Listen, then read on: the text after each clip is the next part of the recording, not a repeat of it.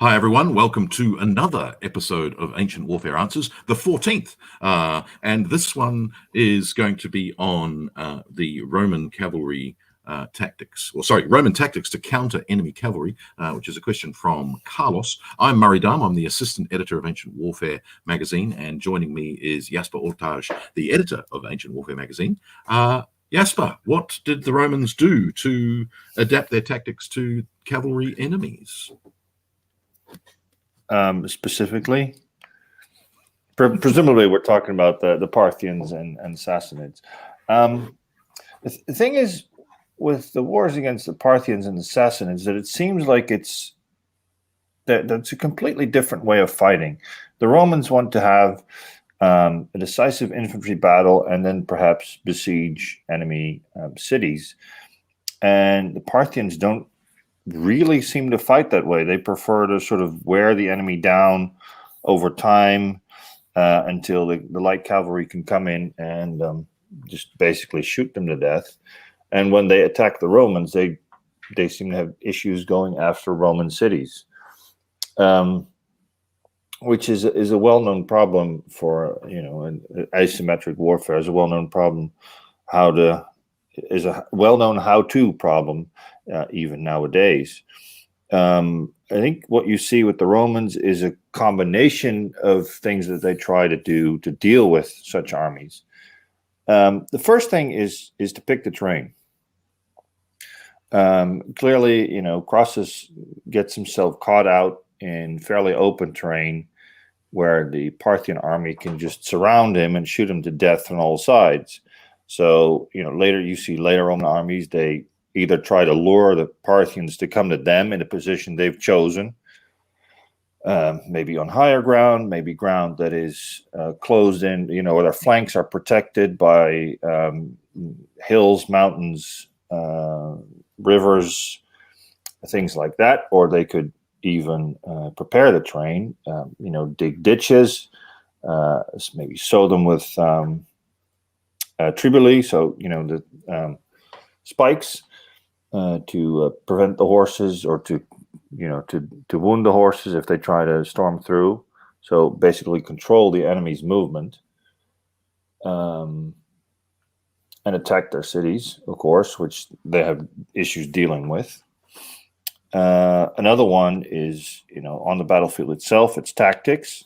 So when you are in a good position on terrain, control your troops and make sure that they don't get lured away by the Parthians, by Parthian cavalry that annoys them and tries to draw them out, especially light troops and cavalry, tries to draw them out away from the enemy formation so they can be destroyed in detail, and there's an opening on the flank and the Parthians can come in and destroy them.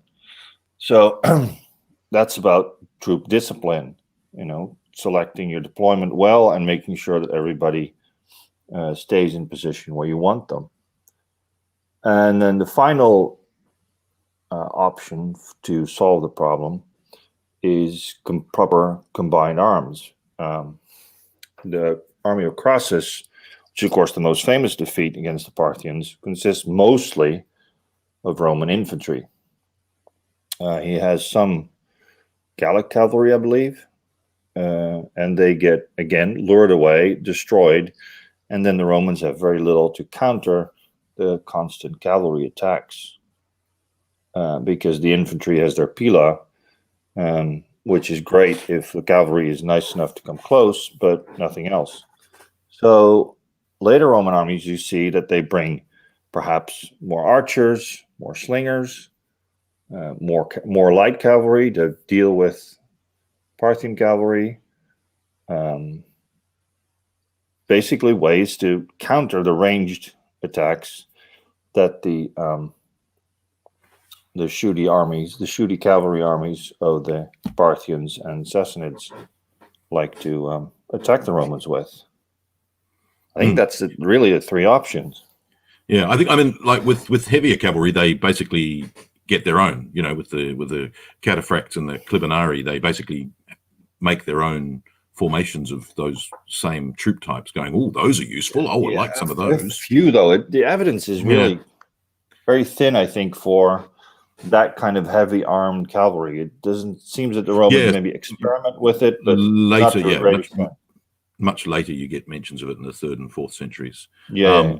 Yeah, I mean, there are arguments, of course, that they use Greek tactics. You know, the Arians against the Alans is something that, you know, he was making a phalanx. But again, it's what you were just saying. It's a wall of shields, which any shield wall army is, and then an ineffable Yes. amount of shots and from was way behind. before the Greek hoplites. Yeah. Exactly. So yeah, and then you fire lots of shots to keep them away from the back, from behind your shield wall. Mark Antony adopts the testudo both in Dio Cassius and Plutarch. I think we've got him adopting a testudo against the Parthian archers, whereas Crassus adopts a hollow square, which is interesting. You do get a lot of people saying that he adopted a testudo, but I don't think it's actually mentioned in the sources. No, I don't think so. That he did. I mean, obviously, Roman soldiers, certainly still at that time with the scutum, are pretty well protected against missile fire and can be very well protected with a testudo. But in the end, you're not going to win the battle by just protecting yourself. Yeah, you're basically trying to wait for them to run out of shots. So if the Parthians are organized and have a good supply train, you're pretty much dying of thirst before you lose. And they're going to pick off people anyway. That's the description of Carrhae, that the Romans, they hold on for a long time, but it's just it's one after the other. Somebody is going to get hit because there's always little bits of skin that stick out, and they're going to get hit. Yeah, and as you say, luring them away with the Parthian shot, the false charges, all that sort of thing. That again, it comes down to discipline. Don't fall for those tricks.